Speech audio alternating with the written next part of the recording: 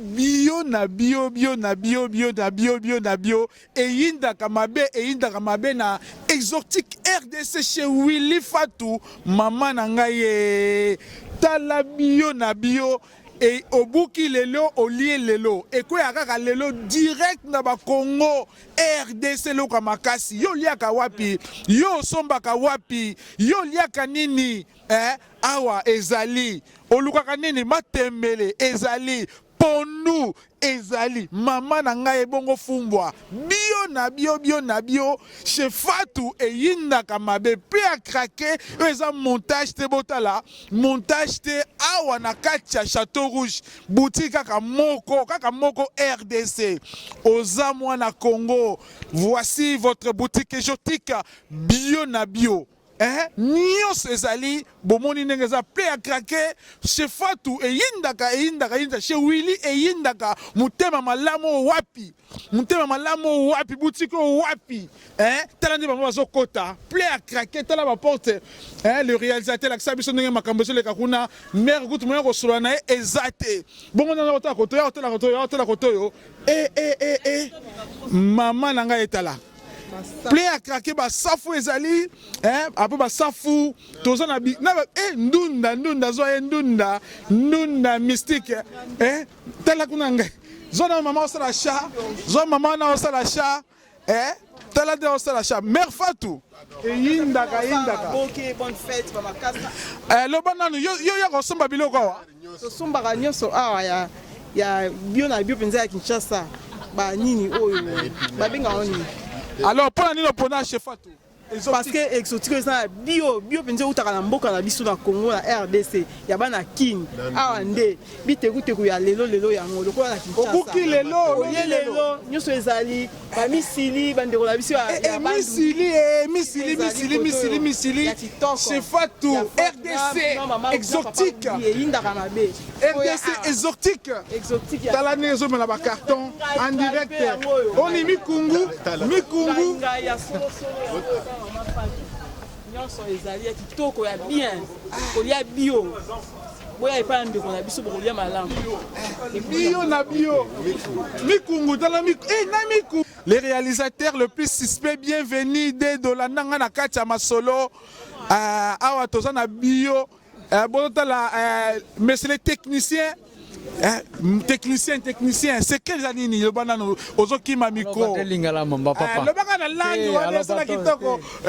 technicien donc yene mtazo kabola distribution botala mama Fatou nenga zongenga et puis biloko zongenga kuna nenga zali et mère Fatou zoye na dorsal mère Fatou et inda kamabe na RDC exotique oloko nyonso zoluka kwanga ya pete wana maya bateke ezali bozomona plein la craquer ba oyo ba prêtre bayaka awa batassurer ba famille ba s'approvisionner awa bokeba biloko kolia ndeza vie keba kolia biloko mabe kosala opasi na libu mpo kolela nyei awa nde masolo lia biloko ya propriété ya bio eutaka na Congo lelo bateki lelo bozomona plein eza montage te eza réalité babengi te waya tosangana tosomba te bazosomba nde ya solo kendo za skol bamona skol vis-à-vis skol masolo namoni yo na kati ya RD Congo exotique bio na bio chez Fatou et Willy tonton Willy aloba azaka gentil homme. Est-ce que pourquoi tu as choisi ici? Bon moi magazo to yakawa parce que magazo bio na bio soko landi bilialia okobima malade ebele na mboko yanga biso to kima na biso bilialia to tika na poso na biso na coutume na biso na tradition na biso epa ya mère Fatou de soko ya ba dumara ba mbiso kaka ba ndunda penza ba koni lelo ba buki lelo bio na bio ba lifanto ya bio botala kaka nde na zali botala kaka bio na bio awa chimie ezate bio te libumo ezate naza déjà na 45 ans mais au monde kaka bio na bio yango to yaka baki bola pe eza nango bambiso biloko tu tala mbiso kaka nzombo tala na bakwanga nazana bakwanga na ndenge bazobukisa yango toujours propriété ayo eza propriété batravailleur gentil musala esalema kitoko mama Fatou te gentil souriante asekaka ne kaka mama Fatou asekaka ne kaka gentil femme donc awa nde suka na masolo alors botala ndenge bato bazosomba biloko botala ndenge eza plein à craquer basafu ezali bio madesu bio fumbwa bio nini lisusu safu bio mateka bio nyonso bio na bio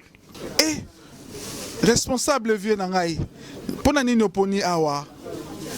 naponi mpo batindi ngai na mama alobeke awa epai ya nde azwaka biloko yango ezalaka nde nini biloko ezalaka talo ya bien mpe ezalaka bien. Est-ce que ça bio vraiment pour bio tolobaka ke parce que ça na ba biodi chimique te ngana meka ngo kaka na ndako kaka lelo ngamona yango tala nanu yo meka ngo na ndako se plan nango lelo nde na oyeba lelo nde na découvrir bon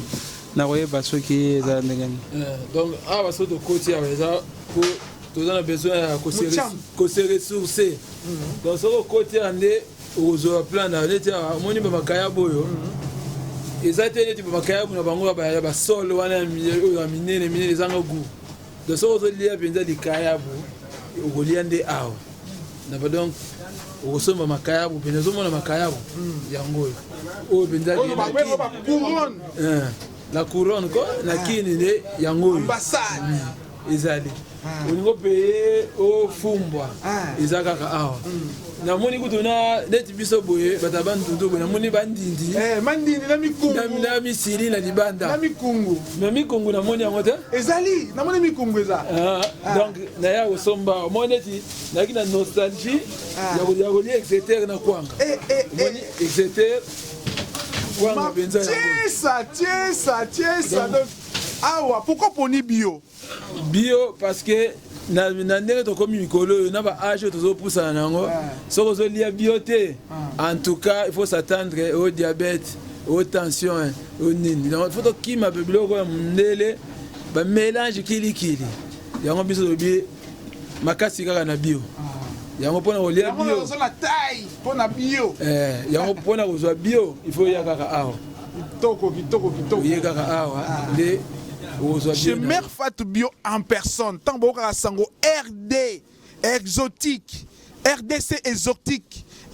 bio na bio chez Mère Fatou et Monsieur Willy Mère Fatou vote la bolenge souriante toujours ayambaka ba client qui toko Mère Fatou ba sekeno nini tala plein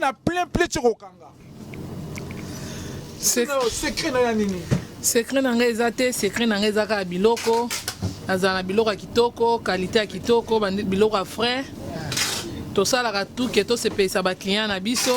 c'est vrai bafai mpe koki kozanga te mais tobundaka vraiment ke bacliente na biso na baclient na biso bazala desi te nde message eza nini mpona koyebisa susu baclient biloko nini ya sika euti okoma banouveauté banouveauté ezalaka toujours message ya sika na oyebisa bango na osouete bango babone année bajoyeux Noël nzambe vraiment abatela abakisa napesi bango merci na fidélité oyo bazokontinue kozala nango na RDC bio bazosala tuke RDC bio ekende liboso nzambe abatela bango bizu bambote esalaka mwa bien baoyo ayo bazolanda yo en direct ya Congo ya sika bambote RDC napesi kaka bacliente moyen natanga bakombo eza te po tellement baleki ebele nayebi bakombo na oyo bayebi te soki natangi misusu natangi te ekosala elengi mingi te napesi bango kaka bambote babonane bajoyeux Noël nzambe vraiment azala na biso